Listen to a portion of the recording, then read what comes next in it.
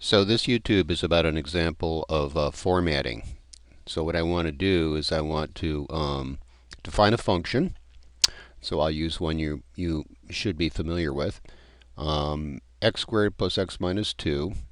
So if you factor this, actually we can put that right here if you like.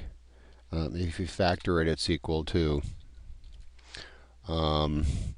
x plus 2 times x minus 1, which means it has zeros at x equals minus 2 and x equals 1.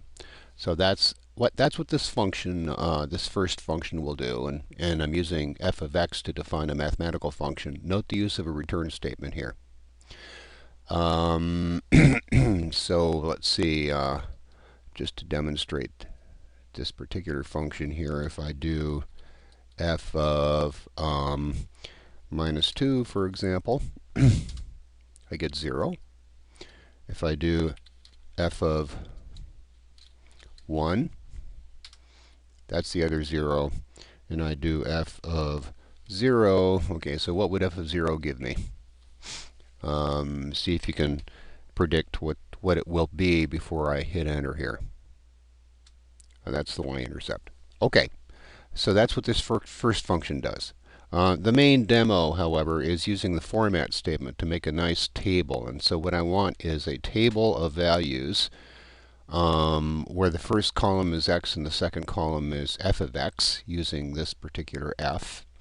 And I'm going to start at x1 and go to x2 in steps of delta x. First thing I do is I print out a column heading, and I use the dot format statement here. So if you look down here, you'll see that the format statement has this within a quote dot format what you're going to print. In this case, I'm just printing out two strings. The 0 corresponds with the first thing I want to print here, and the 1 corresponds with the second thing I want to print, which in this case is just a column heading. I'm going to put each one of these into a field of 10, and the up arrow means I'm going to center that within the field.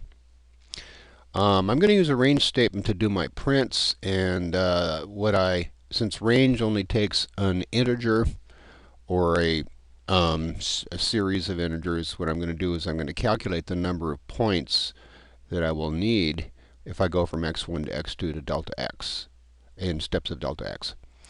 And so I'll let you think about this being the right number of points for doing that.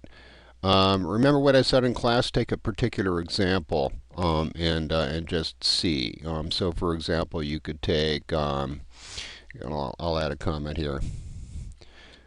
For example, let's say x1 was equal to 0 and x2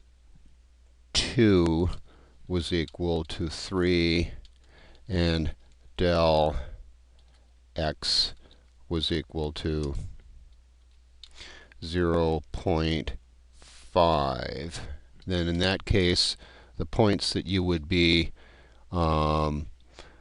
computing would be 0.51, 1.5, 2, 2.5, 2.5, and 3.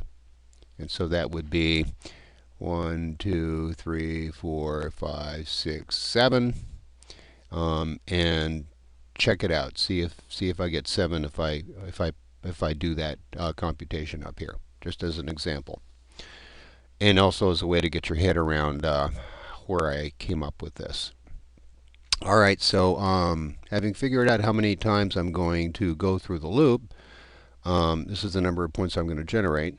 And so the first point I generate is x is equal to x1 plus I, So that's going to be 0 the first time I'm going through the loop times del x, and so it's just x1.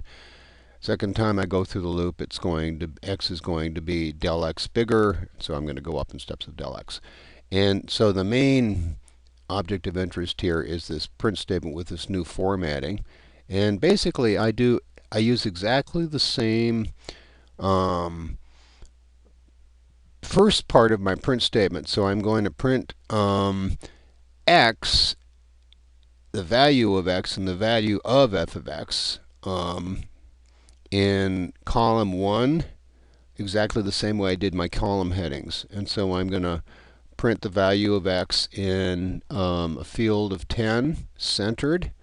The 0.2f means I use 2 decimal points, and then I'm going to print the value of f of x. And, so the 1 corresponds to f of x and the 0 corresponds to x. And similarly, centered in a field of 10 with 2 decimal points.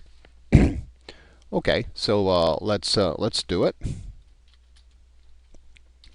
Let's say I go from minus 4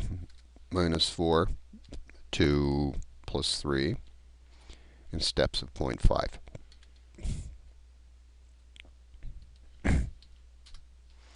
And I get a nicely formatted table where my column headings here label the columns, and it would have been nice to put a dash line underneath here. Perhaps you can add that on your own. And here are all the nicely formatted x values, and here are all the nicely formatted f of x values. And by the by, you can see that minus 2 gives me 0 and plus 1 gives me 0.